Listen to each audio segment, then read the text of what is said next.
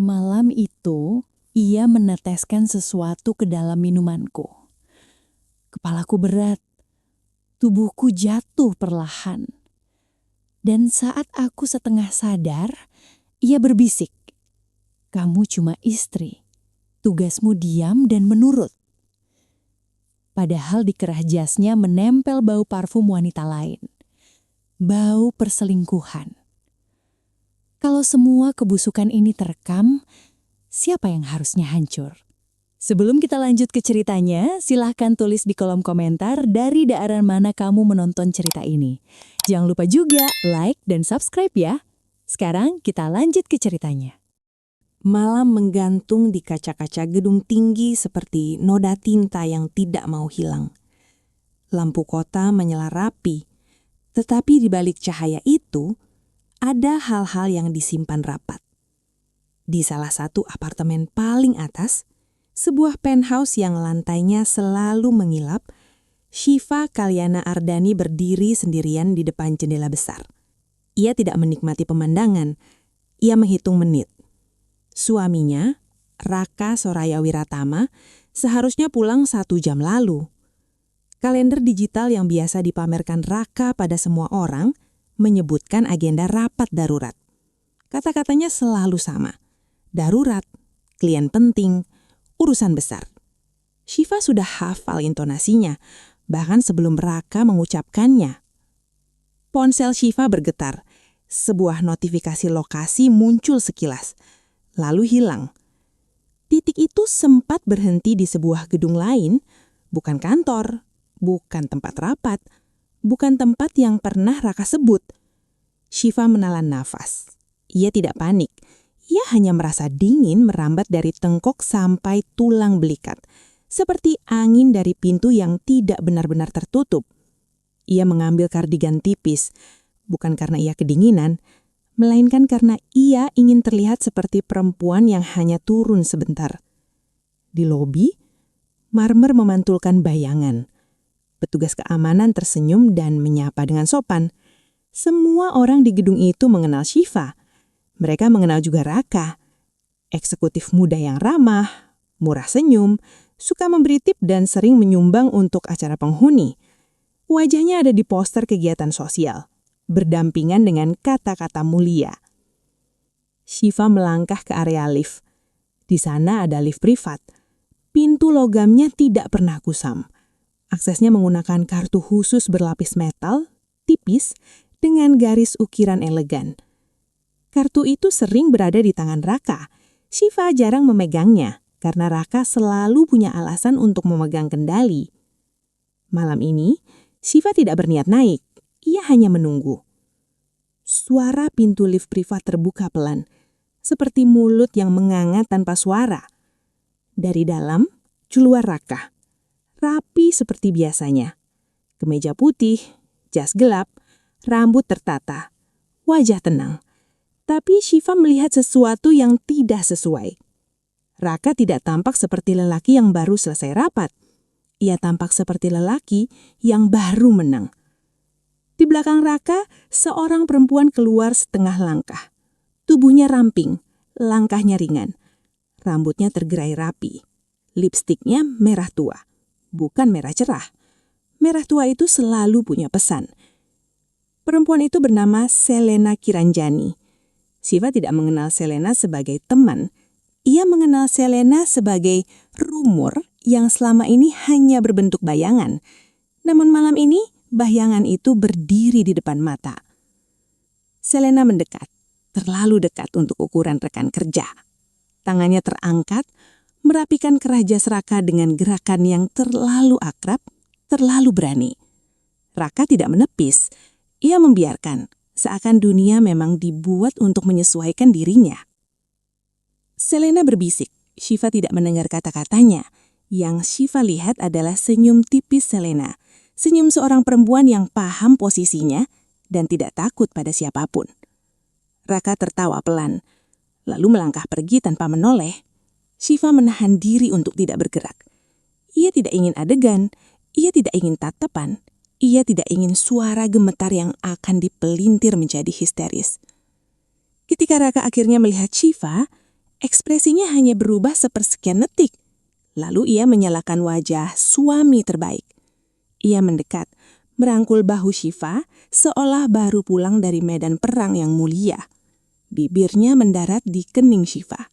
Hangat, terlatih, seperti kebiasaan yang dipakai untuk menutup apapun. Namun Syifa mencium sesuatu yang tidak berasal dari rumah itu. Parfum yang manis, tajam, bertahan di kerajas Raka. Parfum yang bukan milik Syifa. Raka berbicara tentang rapat, tentang angka, tentang orang-orang yang sulit. Syifa mendengar, tetapi telinganya seolah berada jauh. Matanya turun ke saku jas Raka. Ada tonjolan kecil, kertas, struk. Raka berjalan ke kamar mandi. Syifa bergerak cepat, secepat seseorang yang tidak ingin meninggalkan jejak. Ia merogoh saku jas itu.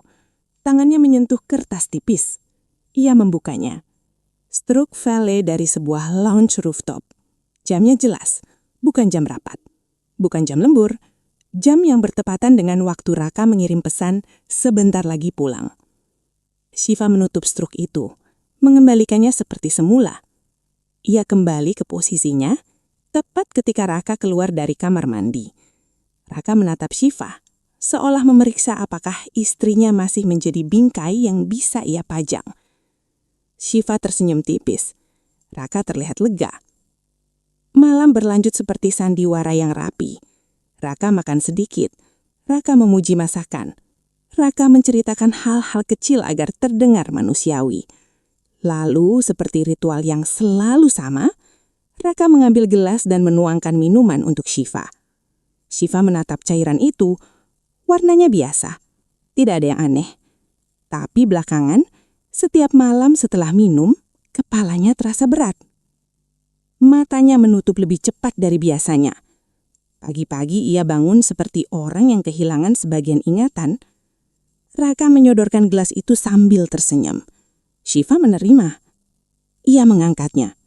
Pelan, bibirnya nyaris menyentuh teki gelas ketika ponsel Raka di meja bergetar. Sebuah pesan masuk. Nama pengirimnya tidak disimpan, tapi layar memunculkan satu kata yang cukup tajam untuk merobek malam. Selena. Syifa membeku, sementara Raka meraih ponselnya terlalu cepat. Detik itu Syifa akhirnya tahu, ini bukan lagi kecurigaan, ini peta. Raka menatap Syifa, masih tersenyum. Tetapi senyum itu sekarang seperti pisau yang disimpan di balik kain mahal. Syifa menurunkan gelas perlahan seolah patuh. Raka mengira ia menang. Di dalam kepala Syifa, sesuatu mulai terkunci. Dan di luar, pintu lift privat kembali berbunyi pelan, seperti mengingatkan bahwa setiap akses punya catatan, setiap perjalanan punya jejak, dan setiap jejak bisa menjadi jerat. Bab ini berakhir ketika Syifa menatap gelas itu sekali lagi, lalu mendengar suara tetesan sangat pelan dari arah dapur, seakan seseorang baru saja menambahkan sesuatu ke dalam botol yang sama. Pagi di penthouse itu selalu tampak sempurna.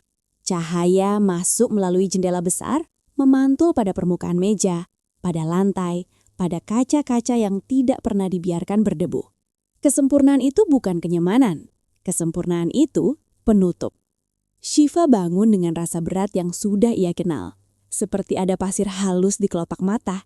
Seperti tubuhnya dipaksa tidur, bukan memilih tidur. Ia duduk di tepi ranjang dan menahan pusing yang datang pelan. Teratur, seperti tagihan yang selalu tepat waktu. Di sampingnya, Raka masih terbaring dengan napas panjang. Lelaki itu tidur nyenyak. Tidur seorang yang tidak merasa bersalah. Syifa menatap wajah Raka yang tampan. Wajah yang selalu tampak meyakinkan di depan orang lain. Lalu Syifa menatap tangan Raka. Jari-jari yang kemarin memegang gelas itu dengan tenang. Syifa turun ke dapur tanpa suar. Di sana, botol minuman dan vitamin tersusun rapi. Seperti apotek kecil yang ditata untuk kesan sehat. Syifa mengangkat salah satu botol, mengamati tutupnya. Tidak ada tanda rusak. Tidak ada tanda dibuka paksa. Semuanya terlihat normal. Itulah yang menakutkan. Syifa mengisi air lalu berhenti. Ia tidak minum. Ia menunggu tubuhnya stabil. Ia membuka catatan di ponsel. Menulis tanggal, menulis jam, menulis sensasi yang ia rasakan. Pusing, mata berat, mulut kering, jantung kadang berdebar pelan tanpa sebab. Catatan itu bukan curhat. Catatan itu bukti. Raka turun setengah jam kemudian. Ia terlihat segar. Ia mencium pipi Syifa seakan tak ada apapun. Ia memuji rambut Syifa, memuji caranya merapikan rumah, memuji hal-hal kecil yang membuat Syifa terdengar seperti perempuan paling beruntung. Lalu Raka bertanya, dengan nada santai, apakah Syifa tidur nyenyak semalam? Syifa mengangguk. Ia belajar mengangguk tanpa menambahkan kata. Raka menyukai itu. Raka menyukai perempuan yang tidak memperpanjang percakapan. Sebelum berangkat, Raka melihat dirinya sendiri di cermin. Ia merapikan kerah. Ia memilih jam tangan. Ia menyemprot parfum. Syifa melihat dan ingat kerah jas Raka semalam. Parfum itu berbeda. Semalam bukan parfum Raka. Semalam parfum Selena. Raka pergi. Pintu tertutup. Apartemen kembali sunyi. Syifa bergerak ke lemari tempat Raka menaruh jas dan berkas. Ia tidak mengacak-ngacak, ia tidak merusak. Ia membuka perlahan, seperti seseorang yang sedang merawat barang mahal. Di kantong dalam salah satu jas, ia menemukan benda kecil lain yang kemarin tidak sempat ia lihat. Sebuah kartu nama. Bukan kartu nama kantor. Kartu nama layanan pribadi dengan huruf minimalis, tanpa logo besar. Di bawahnya ada alamat sebuah tempat yang selalu dipilih orang-orang untuk bertemu tanpa terlihat. Syifa memotret kartu itu, lalu mengembalikannya. Menjelang siang, Syifa menerima pesan dari nomor tidak dikenal. Hanya satu foto. Foto itu menampilkan Raka duduk di sebuah lounge tertawa, sementara Selena bersandar di sampingnya. Jarak mereka terlalu dekat, begitu dekat sampai batas malu sudah tidak ada. Di foto itu, Selena memegang ponsel Raka, seolah ponsel itu juga miliknya. Syifa menatap foto itu lama. Tidak ada air mata, tidak ada suara pecah. Yang ada hanya rasa pahit yang rapi, seperti kopi tanpa gula. Syifa menyimpan foto itu ke folder yang ia beri nama sederhana. Tanggal hari ini. Sore hari Syifa keluar sebentar. Ia tidak pergi untuk mencari Selena. Ia pergi untuk menyiapkan sesuatu yang tidak bisa dibantah. Ia menemui seorang petugas medis di klinik privat, meminta pemeriksaan dasar dengan alasan ia sering pusing. Suaranya datar, ekspresinya tenang. Ia tidak menyebut Raka, ia tidak menyebut racun. Ia hanya meminta hasil yang tercetak rapi. Malam datang lagi. Lampu kotak kembali menyala. Raka pulang dengan gaya yang sama. Senyum yang sama, pelukan yang sama, hadiah kecil yang sama. Kali ini, sebuah kotak perhiasan mungil. Benda itu mahal, tapi Syifa tahu benda itu bukan tanda cinta. Benda itu kompensasi. Itu adalah alat untuk membungkam. Raka mengajak Syifa makan malam di meja panjang. Ia bercerita tentang orang-orang penting yang ia temui. Ia menyebut kata keluarga di antara kalimat-kalimat bisnis. Syifa mendengar, seolah menonton film yang sudah ia hafal. Setelah makan, Raka mengambil gelas lagi, menuangkan minuman lagi. Ritual itu kembali. Tangan Raka stabil, wajahnya lembut, dan di mata Syifa, kelembutan itu sekarang terlihat seperti masker yang dipoles setiap hari. Syifa menerima gelas. Ia mendekatkannya ke bibir, lalu berhenti. Raka menatap Syifa, senyum masih menempel, tetapi matanya mulai membaca bahaya. Syifa menurunkan gelas, lalu berkata pelan. Suaranya tenang seperti orang yang hanya bertanya tentang cuaca. Syifa berkata bahwa ia ingin mengganti minuman karena rasanya aneh belakangan ini. Senyum Raka retak tipis. Tidak pecah, tapi retak. Raka tertawa kecil lalu menyebut Syifa terlalu sensitif. Raka berkata Syifa terlalu banyak pikiran. Raka berkata Syifa butuh istirahat. Kalimat-kalimat itu keluar lancar, seolah sudah disiapkan lama. Syifa mengangguk lagi. Ia berdiri. Ia mengambil botol lain dari lemari. Ia menuang untuk dirinya sendiri di depan mata Raka. Dan di saat itu, ponsel Raka kembali bergetar. Suara notifikasi pendek tetapi cukup tajam untuk memotong udara. Syifa melirik. Layar ponsel menyala. Pesan suara masuk. Dari Selena. Raka meraih ponselnya cepat. Terlalu cepat. Tapi 1 detik sudah cukup. Syifa melihat preview kalimat pertama dari pesan suara itu. Kalimat yang membuat tenggorokannya seperti disiram es. Selena menyebut Syifa dengan nada merendahkan. Selena menyebut sesuatu tentang perempuan yang gampang dibuat tidur. Raka mematikan layar lalu menatap Syifa dengan senyum yang dipaksa kembali. Dalam detik itu, Syifa tahu mereka bukan hanya berselingkuh. Mereka sedang bermain dengan kesadarannya. Mereka sedang membuatnya ragu pada tubuhnya sendiri. Shiva menahan semua reaksi lalu melangkah ke arah kamar dengan tenang. Raka mengira istrinya menyerah. Di dalam kamar, Shiva membuka laci kecil yang selama ini kosong. Ia mengeluarkan kartu akses lift privat yang diam-diam ia ambil saat Raka lengah, lalu menatap permukaannya yang dingin. Kartu itu tidak hanya membuka pintu, kartu itu akan membuka sesuatu yang jauh lebih besar. Bab ini berakhir ketika Shiva menyelipkan kartu itu ke dalam tas kecilnya. Dan di belakang pintu kamar, terdengar langkah Raka mendekat. Pelan, sabar, seperti seorang pemburu yang yakin mangsanya tidak punya tempat lari. Malam itu, Shiva tidak tidur nyenyak. Ia berbaring dengan mata terbuka, menatap langit-langit yang putih bersih, yang terasa seperti layar kosong untuk kebohongan yang diputar ulang. Di sisi lain ranjang, Raka tertidur cepat. Napasnya teratur, damai, seperti orang yang yakin semua pintu terkunci dari dalam. Shiva memejamkan mata sebentar, bukan untuk tidur, melainkan untuk mendengar. Di apartemen elit seperti ini, suara kecil bisa membawa pesan. Mesin pendingin yang menyala, tetes air dari keran, langkah kaki yang melintas di koridor. Semuanya terdengar jelas ketika malam benar-benar jatuh. Raka bangun sekitar pukul 2. Ia tidak menyalakan lampu. Ia bergerak pelan, terlalu pelan untuk sekedar ke kamar mandi. Shiva menahan napas. Tubuhnya diam seperti batu, tapi pikirannya bergerak cepat. Raka berdiri di dekat lemari dapur, membuka pintu perlahan. Ada bunyi botol kaca bersentuhan, lalu hening. Beberapa detik yang terasa panjang, sampai terdengar bunyi tutup botol diputar kembali. Raka kembali ke kamar, masih tanpa lampu, lalu berbaring lagi. Napasnya kembali rapi. Ia tidak sadar, Shiva sudah menyimpan bunyi itu di kepala, seperti menyimpan satu potong puzzle yang mulai membentuk gambar utuh. Pagi berikutnya, Shiva bergerak seperti biasa.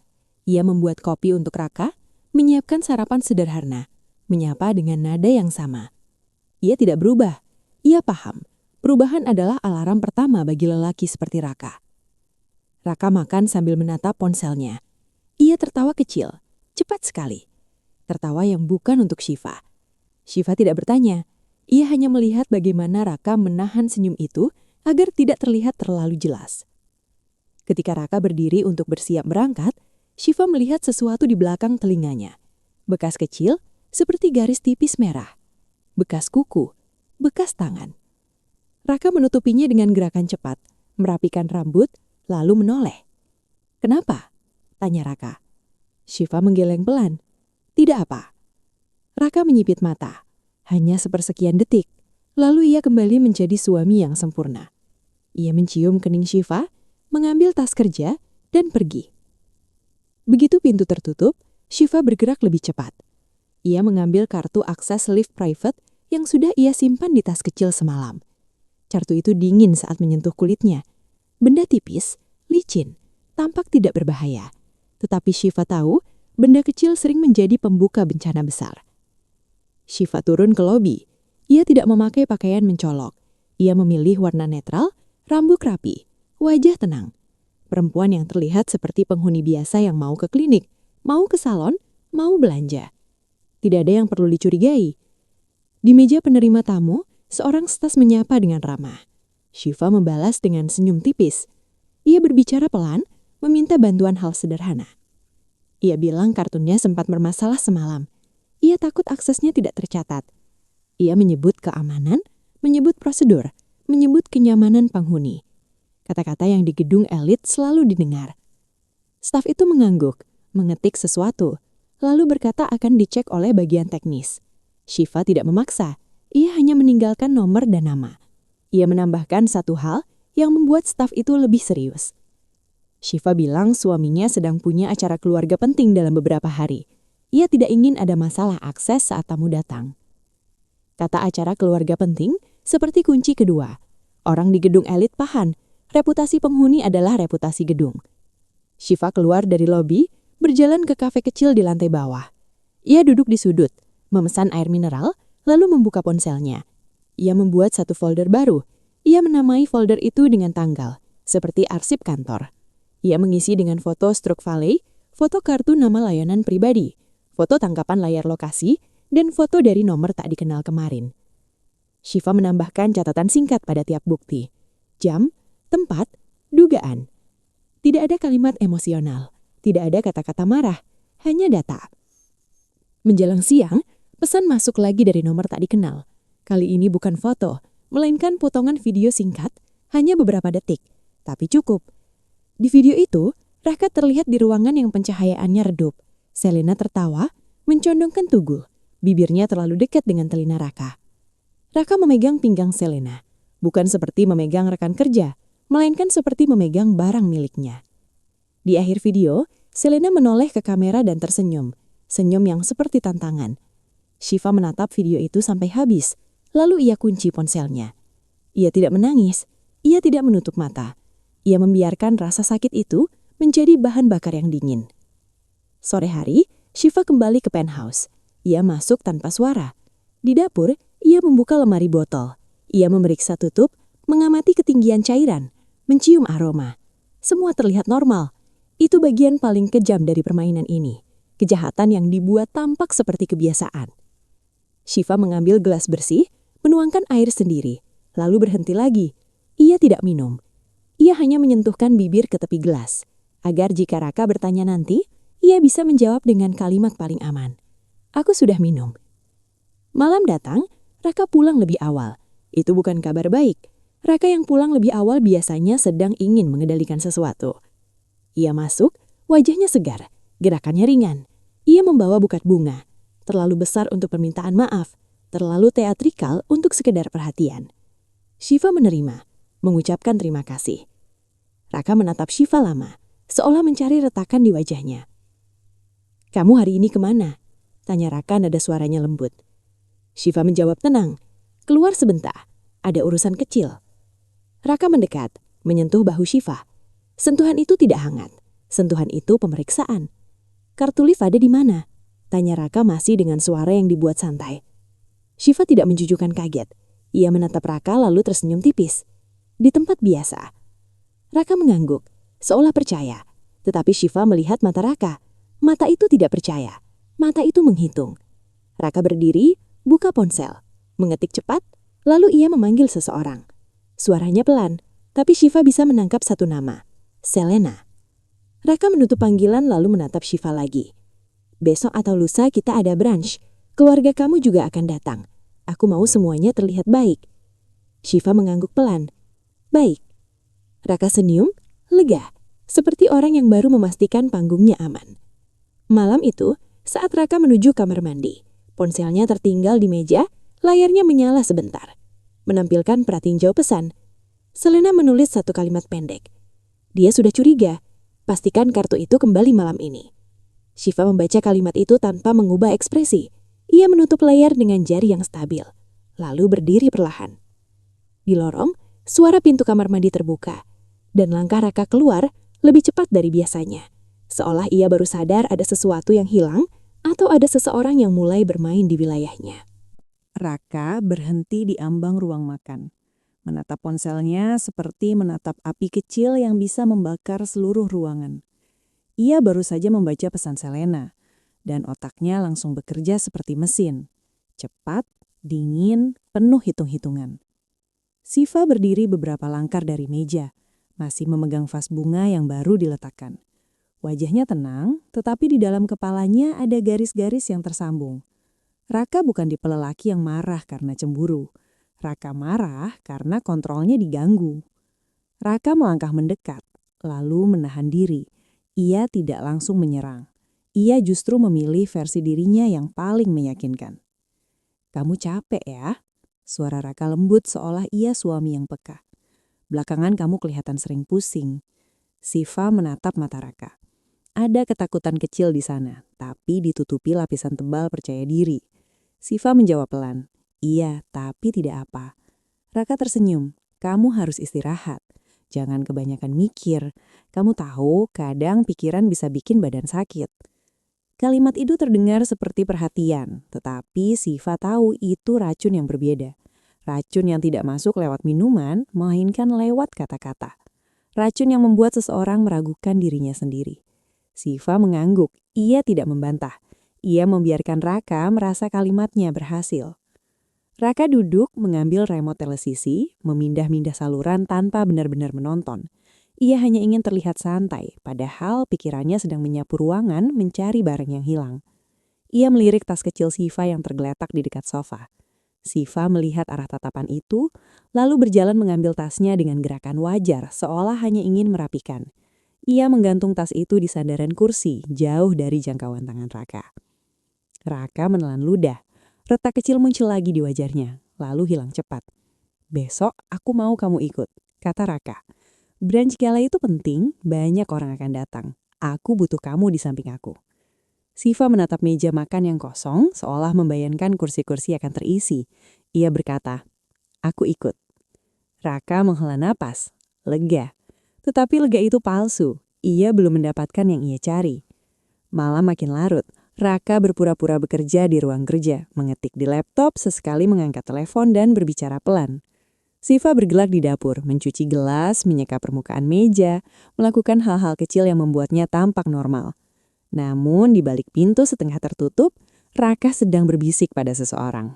Nadanya berbeda dari nada suami hangat. Nadanya tajam, cepat seperti orang yang memerintah. "Jangan pakai pesan, kamu datang besok siang, jangan kelihatan." Shiva tidak perlu mendengar nama. Ia tahu itu Selena. Shiva masuk kamar lebih dulu. Ia mengunci pintu tapi tidak benar-benar menutup dunia. Ia duduk di tepi ranjang, membuka tas kecilnya dan mengeluarkan kartu lift privat. Kartu itu dingin, beratnya tidak seberapa tapi Shiva merasakan bobotnya seperti besi. Shiva memutar kartu itu, menatap garis ukiran elegan di permukaannya. Ia mengingat lobi marmer, lift privat, kamera di sudut-sudut yang selalu dianggap dekorasi. Ia tahu setiap akses tercatat. Setiap pintu punya jejak dan jejak itu bisa berbicara lebih jujur daripada manusia. Shiva menyelipkan kartu itu ke dalam dompet tipis yang tidak pernah disentuh Raka. Lalu Shiva menatap cermin. Di sana ada wajah perempuan yang tampak utuh. Hanya Shiva yang tahu, di balik wajah itu ada sesuatu yang sudah pecah lama, tapi baru sekarang memilih bentuk. Pagi datang dengan cahaya yang tidak ramah. Raka sudah berdiri di depan cermin saat Shiva keluar kamar. Ia mengenakan kemeja terbaiknya, mengancingkan manset dengan gerakan yang presisi. Ia tampak seperti lelaki yang akan menghadiri pertemuan penting, bukan seperti lelaki yang sedang menyembunyikan dua kejahatan di rumah sendiri. Raka mencium pipi Shiva. "Aku berangkat dulu. Jangan lupa siang nanti kamu siap." Shiva mengangguk. "Iya." Begitu pintu tertutup, Shiva tidak langsung bergerak. Ia menunggu beberapa detik, memastikan langkah Raka sudah jauh. Lalu ia mengambil ponsel dan membuka catatan. Hari ini ia menulis satu kalimat baru. Hari ini Raka akan memastikan dirinya aman. Shiva keluar penthouse dan turun ke lobi. Ia menemui petugas teknis gedung yang kemarin dijanjikan akan mengecek kartu.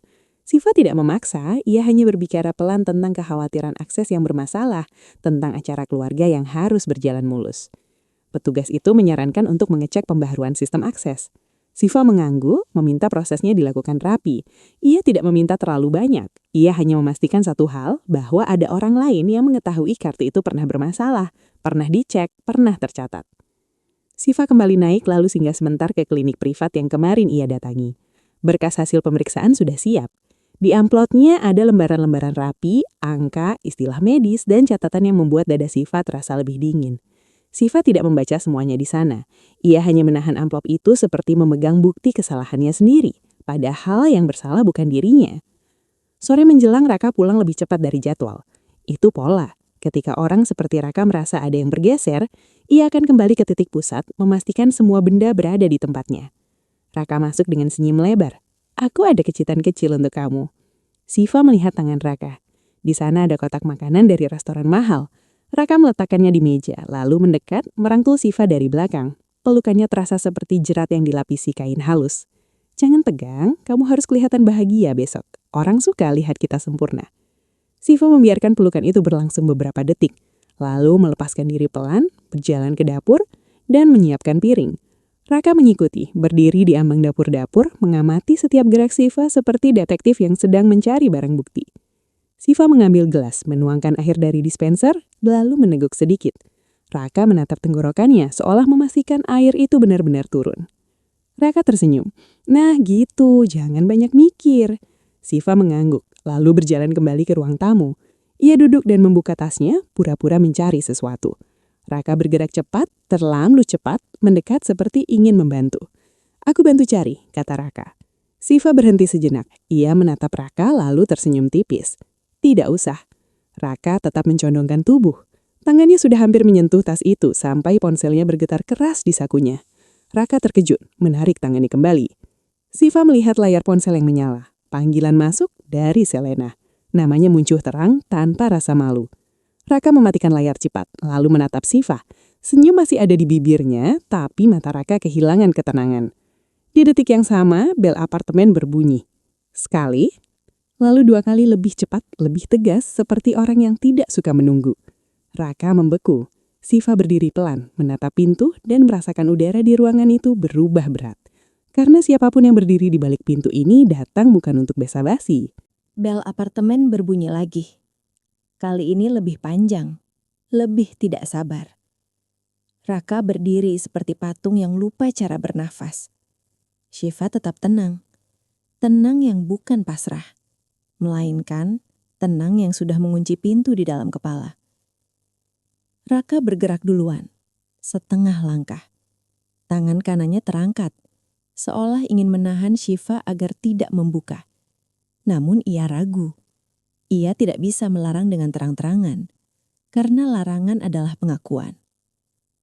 Shiva berjalan melewati Raka tanpa menyinggung bahunya. Ia membuka pengaman pintu dengan gerakan pelan, seperti seseorang yang tidak ingin menimbulkan suara berlebihan. Pintu terbuka. Di depan sana berdiri Selena Kirancani.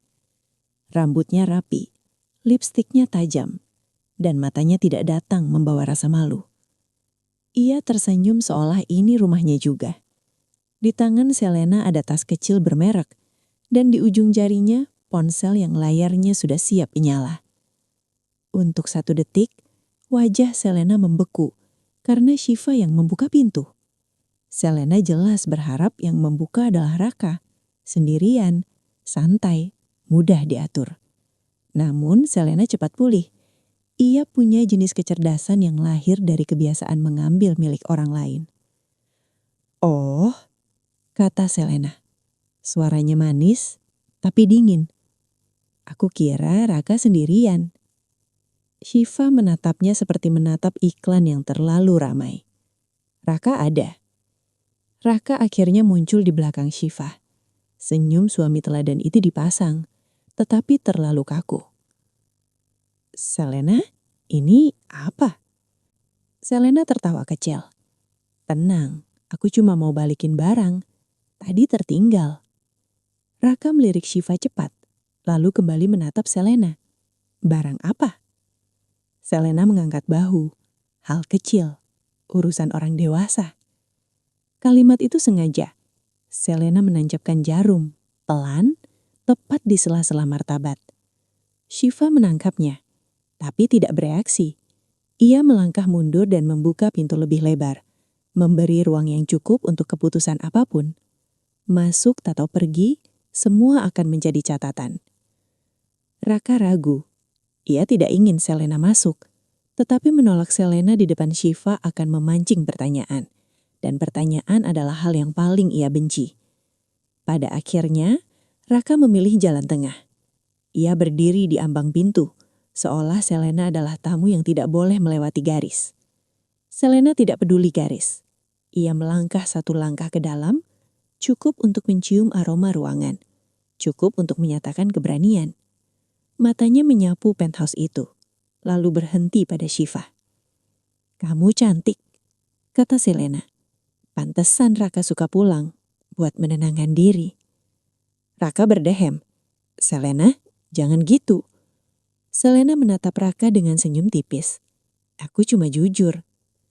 Shiva berjalan ke meja, mengambil gelas, menuang air untuk dirinya sendiri. Ia tidak menawarkan apapun. Ia juga tidak terlihat menolak. Ia hanya membuat Selena merasakan satu hal, bahwa di rumah ini Shiva adalah tuan rumah, bukan korban. Selena menggeser tasnya, mengeluarkan sesuatu yang kecil lalu menaruhnya di meja dekat pintu. Benda itu seperti kartu nama atau kertas lipat. Ia sengaja menaruhnya begitu saja, tanpa penjelasan. Lalu Selena menatap Shiva seolah ingin melihat apakah Shiva akan memungut, membaca, atau terpancing. Shiva tidak bergerak. Ia hanya berkata, "Kalau sudah, kamu bisa pulang." Selena mengangkat alis. "Kamu tidak marah?" Shiva mengangkat gelasnya, meneguk pelan. Kenapa harus marah pada orang yang memang datang untuk merusak? Untuk pertama kalinya, senyum Selena goyah. Selena tertawa, tapi tawanya pendek. "Kamu pintar." Raka memotong cepat. Suaranya lebih tinggi dari biasanya. "Selena, pulang sekarang." Selena melirik Raka. Ada sesuatu seperti kejengkalan, seperti merasa haknya dipotong. Ia mendekat sedikit, lebih dekat ke Raka, lalu berkata pelan tapi cukup terdengar. "Besok jangan sampai salah langkah. Aku tidak suka kehilangan." Raka menegang. Shiva melihat urat di lehernya bergerak. Ia melihat tangan Raka menggenggam, lalu dilepas lagi. Raka ingin tampak tenang, tetapi ketakutannya sudah bocor dari pori-pori. Selena berjalan ke pintu, tapi sebelum keluar, ia menoleh sekali lagi pada Shiva. "Hati-hati ya, orang yang terlalu diam biasanya menyimpan sesuatu."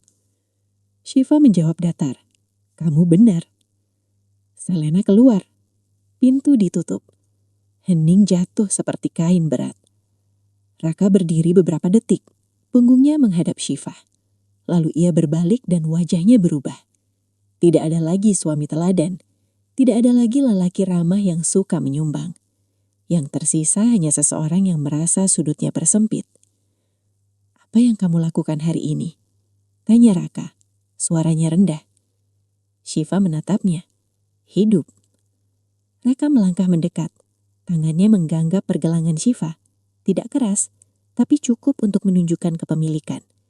"Kamu jangan bikin aku repot." Shiva menatap tangan itu, lalu menatap wajah Raka. "Kamu sudah repot sejak memilih dia." Mata Raka menjadi gelap. Kalimat itu seperti korek api. Raka mendorong Shiva ke arah meja. Gelas hampir jatuh. Air tumpah menetes di permukaan marmer seperti jejak yang tidak bisa disap cepat. "Jangan sebut-sebut," kata Raka. Suaranya bergetar menahan marah. Shiva berdiri tegak lagi. Pelan, menahan punggungnya yang terasa nyeri karena sudut meja. Ia tidak menjerit. Ia tidak memaki. Ia hanya menatap. Raka melihat tatapan itu dan ia membenci tatapan itu. Karena tatapan itu tidak memohon, tidak takut, tidak meminta maaf. Raka mengangkat tangannya. Bab ini berakhir tepat saat bayangan telapak tangan Raka menutup separuh wajah Shiva sebelum bunyi pertama mendarat. Tamparan itu tidak datang sekali. Datangnya seperti gelombang yang menghantam tanpa ritme. Raka tidak hanya memukul, ia menghukum. Ia menghukum karena merasa dipermalukan, karena merasa panggungnya direbut, karena merasa Shiva mulai menjadi penonton yang tidak bisa ia kendalikan. Shiva terhuyung, lalu menahan tubuhnya agar tidak jatuh. Bibirnya pecah sedikit. Rasa logam menyebar di lidah. Raka tidak peduli. Raka berbicara sambil memukul. Kalimat-kalimatnya keluar seperti peluru. Raka berkata Shiva tidak tahu diri. Raka berkata Shiva hidup enak dari uangnya.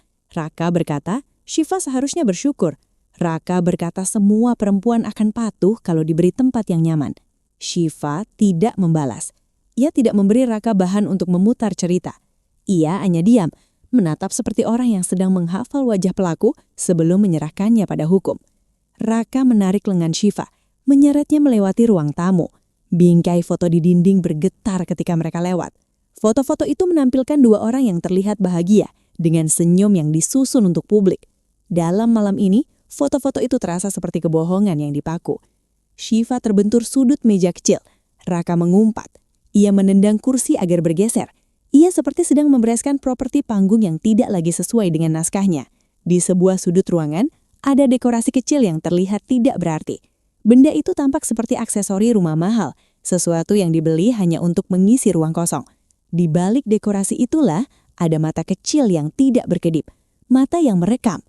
Raka tidak menyadari, Raka terlalu yakin pada kekuasaan di rumahnya sendiri. Shiva melihat arah dekorasi itu sesaat, hanya sesaat, cukup untuk memastikan posisinya masih tepat. Lalu Shiva kembali menunduk, kembali diam. Ia membiarkan Raka merasa ia menang. Raka berhenti memukul ketika nafasnya sendiri mulai berat. Ia berdiri di depan Shiva, mengatur nafas, lalu berkata dengan suara yang berusaha terdengar tenang.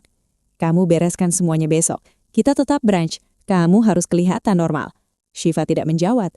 Raka mendekat, menekan dagu Shiva agar menatapnya. Kamu dengar. Shiva menatap mata Raka. Aku dengar. Raka melepas dagu itu seperti melepas barang kotor. Ia melangkah pergi ke kamar, membanting pintu, lalu suara langkahnya terdengar mondar-mandir sebentar. Setelah itu, sunyi. Sunyi yang menandakan Raka tertidur. Bukan karena damai, tapi karena yakin Shiva tidak punya kekuatan apa-apa. Shiva duduk di lantai beberapa menit. Ia menunggu nyeri mereda sedikit, menunggu tubuhnya kembali bisa mengikuti perintah.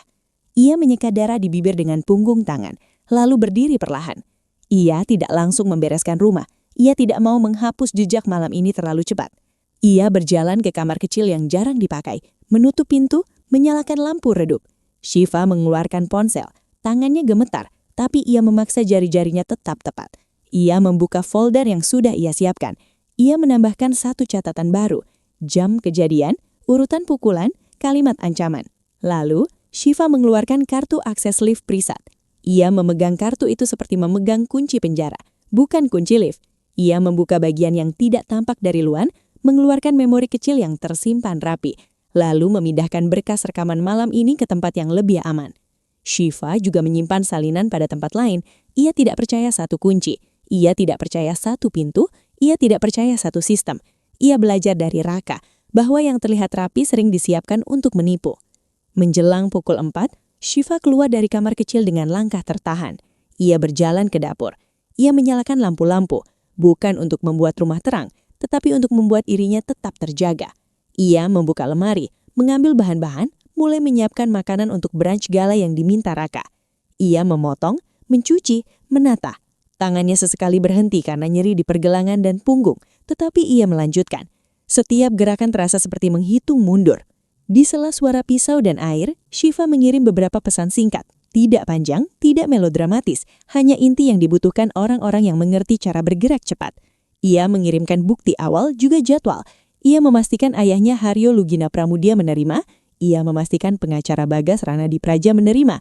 Ia memastikan semuanya bergerak saat langit masih gelap. Di kamar atas, Raka tidak tahu apa-apa. Ia tidur seperti seseorang yang merasa kemenangan sudah final. Shiva menata meja makan besar. Piring dipilih yang paling bagus. Serbet dilipat rapi. Semua dibuat seolah ini perayaan. Padahal ini adalah panggung eksekusi, dengan cahaya pagi sebagai lampu sorot. Saat jarum jam mendekati pukul 5, Shiva berdiri sebentar, menahan pusing, lalu menatap pintu depan. Ia menunggu satu bunyi. Bunyi yang akan memastikan semua berjalan sesuai rencana. Bab ini berakhir ketika suara bel apartemen terdengar lagi, kali ini bukan terburu-buru, melainkan teratur, tegas, seperti ketukan hukum yang tidak bisa ditawar. Pagi itu, penthouse tampak seperti halaman majalah. Meja panjang tertata rapi, piring berkilau, gelas tersusun sejajar, dan aroma makanan hangat memanjat pelan menuju lantai atas, tepat ke kamar tempat Raka tidur. Cerita ini bergerak sesuai panggung yang sudah Shiva siapkan sejak semalam. Shiva berdiri di dapur, dengan punggung masih nyeri tetapi gerakannya tetap presisi. Ia tidak memasak untuk menyenangkan suami. Ia memasak untuk membuat suaminya turun, duduk, dan merasa aman. Orang seperti Raka hanya lengah ketika ia merasa menang. Di depan pintu, bel berbunyi lagi. Polanya tidak agresif seperti Selena semalam. Ketukannya terukur, seperti orang yang datang membawa urusan resmi. Shiva berjalan ke pintu tanpa tergesa. Ia melihat kamera kecil di atas. Ia tahu, lobi dan koridor punya mata. Shiva membuka pengaman. Pintu terbuka. Yang berdiri di sana bukan tamu gala biasa. Haryo Lugina Pramudia ada di depan. Tubuhnya tegap, wajahnya datar, dan matanya tidak membawa sapaan. Di sampingnya ada Weni Jayadara, ibunya Shiva. Matanya bengkak seperti habis menangis lama tapi dipaksa berhenti. Di belakang mereka berdiri Jatmika Ranubaya, kakak Shiva. Jawahnya mengeras. Tangannya seperti menahan diri agar tidak meledak. Lalu ada Bagas Ranadi Praja. Setelan jasnya sederhana, rapi, dan tidak berlebihan. Ia tidak membawa senyum. Ia membawa tas kerja tipis yang terlihat lebih berbahaya daripada koper manapun. Di ujung rombongan, 2 orang berseragam berdiri tegas. Wajahnya netral, matanya waspada. Shiva tidak menyapa dengan heboh. Ia hanya membuka pintu lebih lebar. "Masuk," kata Shiva pelan. Weni langsung memeluk Shiva tanpa suara. Pelukannya tidak lama, tapi cukup untuk memindahkan beban dari dada Shiva ke udara pagi yang dingin. Weni menahan nangis di tenggorokan, seolah takut suaranya akan memecahkan rencana. Haryo melangkah basuk, menatap Shiva dari ujung kepala sampai ujung kaki. Ia tidak bertanya apapun. Ia melihat lebam yang disembunyikan makeup tipis, melihat bibir yang pecah, melihat cara Shiva menahan bahu agar tidak terlihat gemetar. Haryo mengangguk sekali, itu saja, tetapi anggukan itu seperti palu yang diketuk pelan, menandakan jalan pulang sudah tidak ada bagi Raka. Jatmika menatap Shiva dengan mata yang menjala. Shiva menggeleng halus, memberi isyarat. "Belum, jangan rusak panggung. Jangan keluarkan api sebelum bensinnya benar-benar tumpah." Bagas berjalan ke arah meja makan, melihat tata letak kursi, lalu memilih satu tempat. Ia menunjuk kursi paling ujung, posisi yang menghadap pintu masuk ruang makan. "Di sini," kata Bagas suaranya datar. Haryo tidak menawar. Ia berjalan ke kursi paling utama, kursi yang biasanya Raka duduki seolah ia raja kecil di rumah itu. Haryo duduk di sana dengan tenang, tetapi ketenangannya menekan. Tangan Haryo diletakkan di atas meja. Jari-jarinya tidak bergerak, tapi aura yang keluar membuat ruangan terasa lebih sempit. Weni duduk di sisi meja, sedikit menunduk.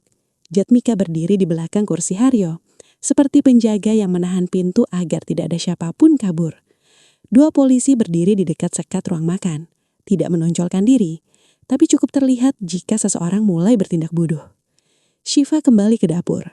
Ia menata piring terakhir. Ia memastikan makanan masih hangat. Ia memastikan semuanya tampak perayaan.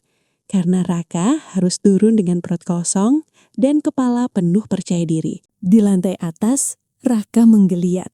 Aroma makanan memanggilnya seperti umpan.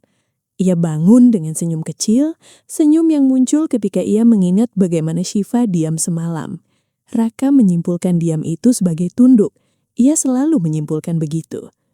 Raka mandi lama, memilih baju santai yang mahal, merapikan rambut, lalu menuruni tangga dengan langkah ringan. Ia bahkan bersiul kecil. Ia ingin memperlihatkan pada rumah itu bahwa ia tetap pemiliknya. Begitu kakinya mencapai lantai bawah, Raka melihat meja makan, dan senyumnya membesar. Makanan tersaji rapi, meja penuh. Ini sesuai harapannya. Ia melangkah lebih cepat, merasa seolah Shiva akhirnya paham siapa yang berkuasa. Lalu Raka melihat kursi utama. Kursi itu sudah ditempati. Wajah Raka berubah di detik yang sama. Senyumnya runtuh seketika, seperti kaca yang dipukul dari dalam. Matanya bergerak cepat, dari Haryo ke Weni, dari Jatmika ke Bagas, lalu kedua orang berseragam. Raka berhenti, tenggorokannya kering. Ia mencoba memasang ekspresi ramah, tapi otot-otot wajahnya tidak patuh. "Haryo," kata Raka, suaranya memaksa hangat. "Weni, Jatmika, kok pagi-pagi sudah di sini?" Tidak ada yang menjawab. Raka melirik Shiva yang berdiri di dekat dapur. Shiva menatapnya tanpa kebencian, tanpa takut. Tatapannya kosong, namun terarah. Tatapan yang membuat Raka merasa sedang ditimbang, bukan diajak bicara. Raka menarik napas, mencoba tertawa. Ini apa? Kejutan gala lebih awal ya? Haryo menggeser piring di depannya pelan, mendorongnya ke arah Raka. Suara gesekan keramik di atas meja kayu terdengar jelas. Terlalu jelas, seperti suara yang sengaja diperbesar oleh kesunyian. "Makan," kata Haryo. Satu kata, tidak ada basa-basi, tidak ada sapaan, tidak ada senyum. Raka menelan ludah. "Ada apa ini? Shiva, kamu bilang apa ke mereka?" Shiva tidak menjawab. Bagas mengeluarkan tablet dari tasnya, meletakkannya di meja dengan gerakan tenang. Ia tidak menyalahkan apapun dulu. Ia hanya menatap Raka seperti seorang profesional menatap orang yang sudah kalah tetapi belum menyadarinya. Ini bukan urusan gala, ini urusan yang sudah terlalu lama ditutup. Raka menenyum kaku, mencoba menepis. Kalau soal rumah tangga bisa dibicarakan, tidak perlu begini. Jatmika mencondongkan tubuh sedikit, suaranya rendah tapi tajam. Rumah tangga bukan alasan buat menghancurkan adik saya. Raka hendak membalas, tapi dua polisi bergerak satu langkah ke depan. Tidak agresif, hanya cukup untuk mengingatkan bahwa ruangan ini bukan lagi wilayah kekuasaan Raka. Raka menyadarkan pandangan, ia mencari celah. Ia mencari cara untuk mengubah narasi. Ia mencari senyum Shiva yang biasanya ia bisa tekuk. Namun Shiva hanya berjalan pelan ke meja, meletakkan sesuatu di samping tablet Bagas. Sebuah kartu akses lift privat. Kartu itu tampak biasa, tapi cara Shiva meletakkannya, pelan dan tepat, membuat benda itu terasa seperti senjata. Mata Raka membesar, wajahnya memucat. Ia mengangkat tangan setengah, refleks ingin meraih, lalu ia ingat semua mata sedang menatap Dan. Bagas menaruh jarinya di atas kartu itu. Ia tidak terburu-buru. Ia menikmati detik-detik ketika manusia yang paling suka mengendalikan akhirnya tidak punya kendali. Di dalam benda kecil ini, kata Bagas, suaranya datar. Ada hal-hal yang selama ini kamu kira tidak akan pernah keluar. Raka mundur setengah langkah, lalu berhenti, karena di belakangnya ada ruang sempit dan tatapan polisi. Shiva tetap berdiri, napasnya pertahan rapi. Ia tidak menangis, ia menunggu. Bagas menyalakan tablet, lalu menggeser kartu itu mendekat ke port kecil yang tersembunyi di samping perangkat. Layarnya masih gelap, tapi suara klik halus terdengar. Suara seolah membuka pintu besi. Di detik itu, Raka akhirnya mengeluarkan ketakutannya dengan cara yang paling buruk. Ia melompat maju, tangan terulur, mencoba merebut kartu itu dari meja. Gedung itu tidak perlu mewah untuk terasa menekan. Dindingnya polos, lampunya putih, udara di dalamnya seperti tidak punya rasa. Raka duduk di kursi logam dengan tangan yang ditahan. Matanya menatap meja seolah meja itu bisa memberi jalan keluar. Beberapa jam lalu, ia masih turun tangga penthouse dengan langkah pemenang. Sekarang, ia duduk di ruangan sempit yang tidak mengenal status. Raka mencoba mengatur nafas. Ia memanggil semua kebiasaan lamanya, kebiasaan mengendalikan ruang. Ia menegakkan punggung, mengangkat dagu, lalu mulai bicara lebih dulu. "Saya minta pengacara," kata Raka. Petugas di seberang meja tidak terburu-buru. Ia mencatat sesuatu, lalu menatap Raka dengan wajah datar. "Akan difasilitasi sesuai prosedur." Raka mengangguk, merasa menang 1 poin kecil. Ia selalu merasa menang dari poin kecil. Poin kecil adalah cara ia bertahan. Di ruangan lain, Shiva duduk dengan Bagas. Weni ada di sampingnya, memegang tangan Shiva seperti memegang benda rapuh yang akhirnya kembali ke rumah. Haryo berdiri dekat jendela, menatap keluar bukan karena ingin melihat apapun, melainkan karena jika ia menatap Shiva terlalu lama, amarahnya akan bocor. Bagas membuka map. Di dalamnya ada catatan yang rapi. Ada foto lebam Shiva yang diambil dengan pencahayaan jelas. Ada hasil pemeriksaan medis awal. Ada rangkaian bukti yang diikat dengan tanggal dan jam. Bagas menyusun semuanya seperti menyusun papan catur. Dan Raka adalah bidak yang sudah kehilangan langkah. "Berkas video yang tadi diputar itu baru 1, kata Bagas, suaranya pelan. Masih ada potongan yang lebih penting, suara tetesan dan kalimat yang mengarah pada dugaan pemberian zat penenang. Shiva mengangguk. Ia tidak terlihat lega, ia terlihat lelah. Tetapi di dalam lelah itu ada sesuatu yang mulai kembali, kendali atas tubuh dan hidupnya sendiri. Di sisi lain gedung, Raka mulai gelisah. Ia mencoba memanggil seseorang, tapi ponselnya sudah disita. Ia meminta 1 panggilan. Setelah prosedur panjang, ia diberi kesempatan itu. Nama pertama yang muncul di kepala Raka bukan ibunya, bukan temannya, bukan rekan kantor. Semua itu terlalu beresiko. Yang muncul adalah Selena. Panggilan tersambung. Suara Selena terdengar manja di awal, lalu cepat berubah ketika mendengar Raka menyebut kata ditahan. "Tenang," suaranya lebih dingin dari biasanya. "Kamu mau aku datang?" Raka menelan ludah. "Aku butuh bantuan, bukan cuma uang. Aku butuh kamu pikir cepat." Selena tertawa kecil, seperti orang yang menimbang untung rugi di atas piring. "Kamu masih punya apa?" Pertanyaan itu seperti pisau. Raka tersenyak. "Aku masih punya nama, posisi, akses." Selena diam sebentar, lalu suaranya turun, lebih pelan. "Kamu pastikan satu hal dulu. Kartu lift privat itu di mana?" Raka menutup mata. "Masih di tangan Shiva." Selena menghela nafas seolah kecewa pada barang yang hilang. "Kalau begitu, ini baru awal." Raka mendesis. Selena, jangan mulai. Selena menenangkan dengan suara lembut palsu. Aku tidak mulai. Aku menyelamatkan. Tapi kamu harus ikuti caraku. Panggilan tertutup. Raka menatap kosong. Ia baru sadar satu-satunya orang yang ia pilih untuk menolongnya adalah orang yang paling tajam menagih bayaran. Di ruang Bagas, seorang petugas datang bawa kabar. Proses akan berjalan. Ada penahanan sementara, ada pemeriksaan lanjutan, ada kemungkinan status yang berubah sesuai bukti tambahan. Syifa menatap Bagas. Ia tidak gemetar. Ia hanya menunggu. Bagas mengeluarkan kartu lift privat dari kantong dokumen, menaruhnya di meja di depan Syifa. Benda ini akan jadi rebutan. Mulai sekarang kamu jangan bergerak sendiri. Syifa memandang kartu itu.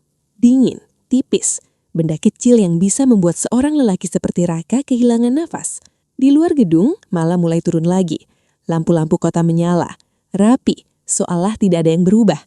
Tetapi hidup Raka sudah berubah bentuk. Beberapa jam kemudian, keputusan sementara keluar. Raka tidak langsung bebas. Namun celah prosedur dan permainan pengacara membuatnya bisa keluar dengan status terbatas. Bukan sebagai lelaki merdeka, melainkan sebagai lelaki yang masih dibelenggu jadwal lapor dan larangan bergerak sembarangan. Saat Raka melangkah keluar, udara malam menyentuh wajahnya seperti tamparan tertunda. Selena menunggu di titik yang tidak terlalu dekat dengan kamera. Kacamata gelapnya masih terpasang, walau malam sudah gelap. Selena tidak memeluk. Selena hanya berkata satu kalimat, pelan, tajam. Kita ambil kembali kartu itu. Raka menelan ludah. Bagaimana? Selena mengangkat dagu ke arah gedung parkir bertingkat yang terhubung dengan kompleks apartemen elit. Suaranya datar, seolah membicarakan belanja. Basement. Raka menatap ke arah yang ditunjuk Selena. Dadanya naik turun. Di kepalanya, gambar Syifa muncul. Kartu itu muncul, dan rasa takut berubah menjadi niat yang gelap. Bab ini berakhir ketika Raka melangkah menuju kendaraan. Dan di balik kaca mobil yang gelap, tangan Selena bergerak membuka ponsel. Menulis satu pesan singkat yang tidak pernah ditujukan untuk cinta, hanya untuk perintah. Basement gedung apartemen elit itu tidak pernah benar-benar sunyi. Ada dengung mesin ventilasi, ada bunyi roda troli petugas kebersihan, ada tetes air yang jatuh entah dari pipa mana. Tetapi malam itu terasa lebih padat dari biasanya, seolah udara mengandung logam. Raka Soraya Wiratama turun dengan topi rendah dan jaket gelap, seperti lelaki yang ingin menjadi bayangan di tempat yang seharusnya tidak ada bayangan. Ia berjalan cepat, menahan kepala agar tidak menoleh terlalu sering, meski nalurinya ingin memeriksa setiap sudut. Di dunia yang biasa ia kendalikan dengan nama dan jabatan, Basement menghapus semua itu.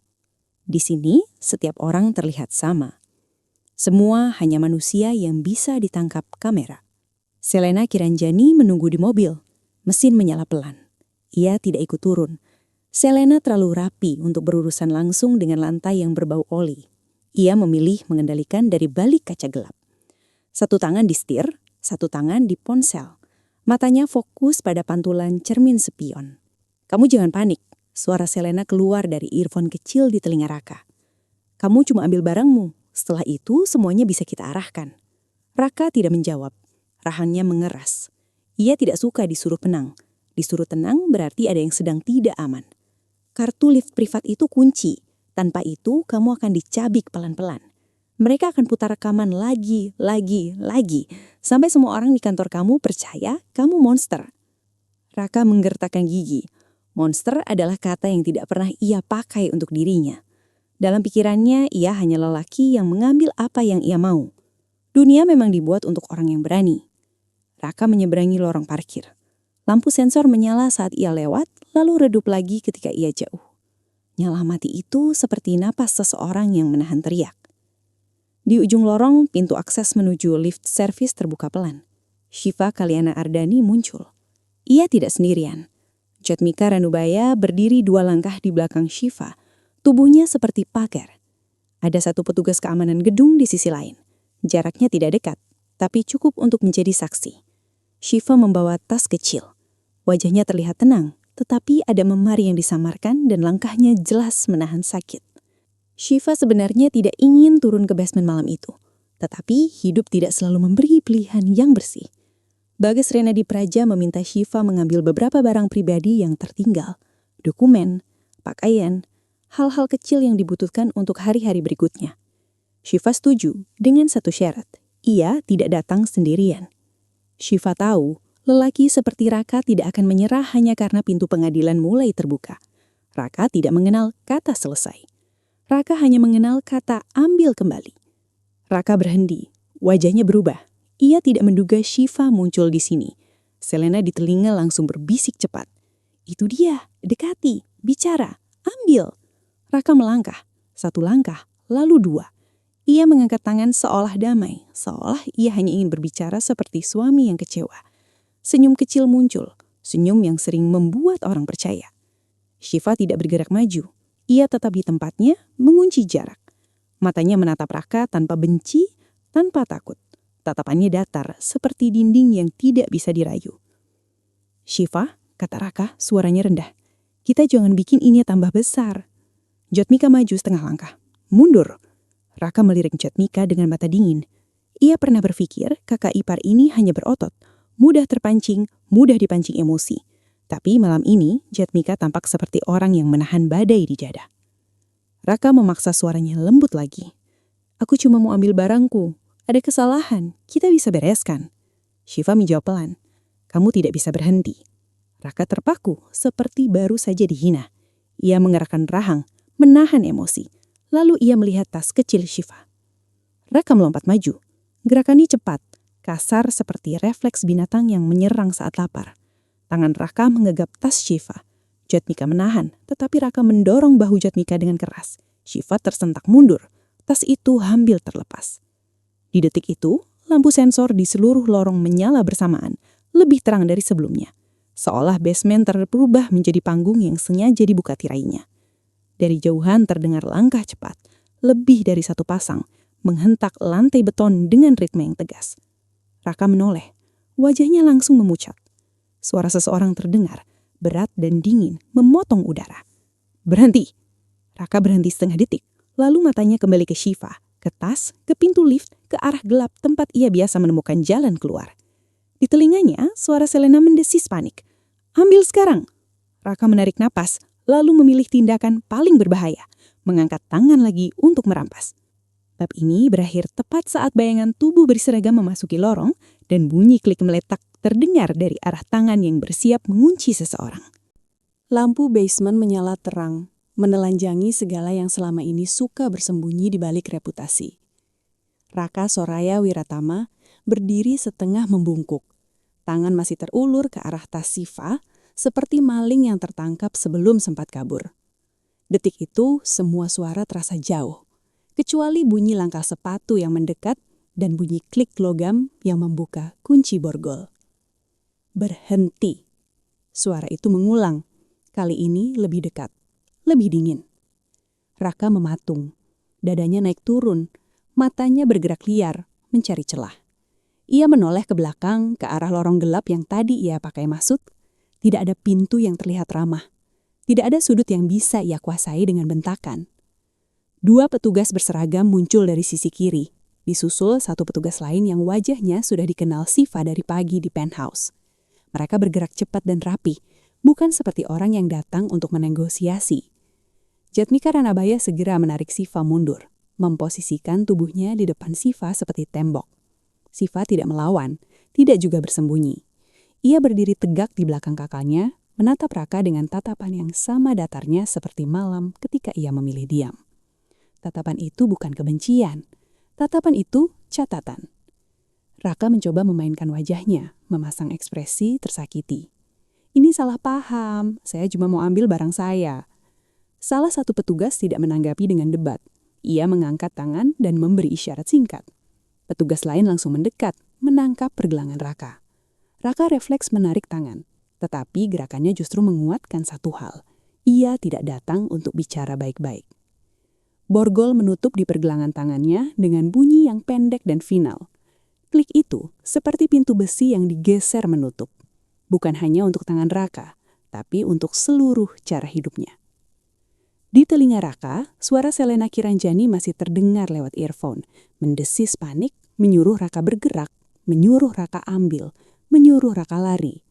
Tetapi setelah bunyi borgol itu, suara Selena mendadak senyap. Sambungan diputus. Raka menelan ludah, lalu menatap Shiva lagi. Kali ini dengan mata yang berbeda. Mata yang tidak lagi memerintah. Mata yang menawar. Shiva, suaranya serak. Kita bisa selesai di sini. Shiva tidak menjawab. Ia hanya melangkah setengah langkah ke depan, cukup agar Raka bisa melihat wajahnya jelas. Di bawah lampu basement, lebam yang disamarkan make up tipis terlihat lebih nyata. Bibir yang pecah tampak lebih perih. Shiva tidak menyembunyikan lagi. Hening menjadi bahasa yang lebih tajam daripada makian. Petugas menggiring Raka melewati lorong. Raka menoleh berkali-kali, berharap Selena muncul dari balik mobil, berharap ada pelukan, berharap ada tangan yang menariknya dari jurang. Selena tidak muncul. Mobil yang tadi menunggu di ujung area parkir bergerak pelan, lalu menghilang ke tanjakan keluar, seperti bayangan yang memilih hirupnya sendiri. Shiva menutup mata sejenak, menarik nafas pendek, lalu membuka mata lagi. Ia tidak merasa menang. Ia merasa seperti orang yang baru keluar dari ruangan beracun dan akhirnya bisa mencium udara meski pahit. Hari-hari berikutnya berjalan seperti rel. Tidak cepat, tidak juga lambat, tetapi tidak bisa dihentikan. Bagas Ranadipraja mengurus semuanya dengan tenang, menyusun bukti dengan rapi, menutup celah yang bisa dipakai Raka untuk memutar narasi. Data akses lift private dipadukan dengan struk valet, lokasi ponsel, rekaman suara, dan catatan Shiva tentang pusing dan lemas yang berulang. Semua itu membentuk pola. Pola tidak bisa digaslight. Pemeriksaan lanjutan keluar. Kata-kata medis yang dingin menempel di kertas, tetapi bagi Shiva itu seperti lampu sorot yang akhirnya menyorot sesuatu yang selama ini dibuat tampak sepele. Dugaan pemberian zat penenang tidak lagi sekedar rasa aneh di lidah. Ia menjadi garis perkara. Di kantor Raka, reputasi yang selama ini seperti dinding kaca mulai retak. Orang-orang yang dulu memanggilnya hebat mendadak menjaga jarak. Senyum-senyum sosial menghilang seperti lampu yang dipadamkan satu persatu. Raka mencoba bertahan dengan jabatan dan jaringan, tetapi jaringan juga punya naluri selamat. Tidak ada yang mau tenggelam dengan orang yang sudah menjadi berita. Selena mencoba menyelamatkan diri lebih cepat daripada siapapun. Awalnya ia mengirim pesan melalui jalur lain, menawarkan bantuan, menawarkan dukungan, menawarkan cerita versi manis. Tetapi ketika tidak ada yang menyambut, Selena ganti taktik. Ia menyiapkan dirinya sebagai saksi yang paling bersih. Seolah hubungan itu terjadi karena Raka memaksa, seolah ia hanya korban rayuan lelaki berkuasa. Di ruang pemeriksaan, Selena bicara dengan nada terukur.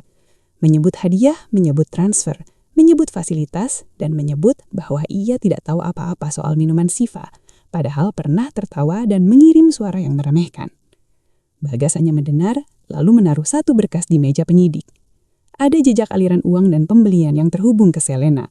Tidak semua besar, tapi cukup untuk menunjukkan motif, cukup untuk menunjukkan Selena menikmati, cukup untuk membuat cerita Selena kehilangan kilap. Persidangan datang. Ruang sidang tidak semewah penthouse, tapi auranya lebih berat. Di sana, kata-kata tidak bisa dipeluk, tidak bisa dicium, tidak bisa dipaksa diam dengan tamparan. Kata-kata di sana dipaku menjadi catatan. Raka duduk di kursi terdakwa. Ia menatap ruangan dengan mata yang pernah percaya diri. Kini matanya lebih sering berkedip. Ia coba mencari wajah Shiva, berharap ada satu celah iba. Shiva hadir, duduk tenang ditemani Weni yang menggenggam tangannya. Haryo duduk tegak, tidak menatap Raka lama-lama. Jatmika duduk seperti batu, menahan amarahnya dengan cara yang paling sulit. Saat rekaman diputar, ruangan menegang. Suara Raka sendiri menjadi saksi paling kejam. Kalimat-kalimat kontrol, ancaman, dan bunyi tetesan yang terdengar kecil tapi mematikan, merayap ke telinga semua orang. Raka menunduk dadu mengangkat kepala lagi seolah masih mau melawan kenyataan. Namun, kenyataan tidak berdebat. Ketika hakim membacakan putusan, tidak ada musik, tidak ada efek dramatis, hanya suara yang datar dan tegas memotong udara, menyebut pasal, menyebut hukuman, menyebut konsekuensi. Wajah Raka mengeras, lalu perlahan runtuh. Nafasnya terdengar berat. Tangan yang dulu mudah menampar kini tidak bisa bergerak bebas. Shiva tidak bersorak. Shiva tidak menoleh mencari tatapan kemenangan. Ia duduk diam, membiarkan putusan itu menjadi pintu yang menutup masa lalu. Di luar ruang sidang, Shiva melangkah keluar lebih dulu. Lampu kota menyambut seperti biasa, dingin dan terang. Shiva berjalan melewati kerumunan tanpa menunduk. Di tangannya ada tas kecil, ringan, hanya berisi hal-hal penting. Tidak ada kartu lift private lagi di sana. Benda itu sudah selesai menjalankan tugasnya. Dan jauh di belakang, di balik pintu yang ditutup petugas, langkah Raka terdengar terseret, menuju lorong lain yang tidak punya jendela, tidak punya lobi marmer, dan tidak peduli siapa yang pernah ia jadikan korban.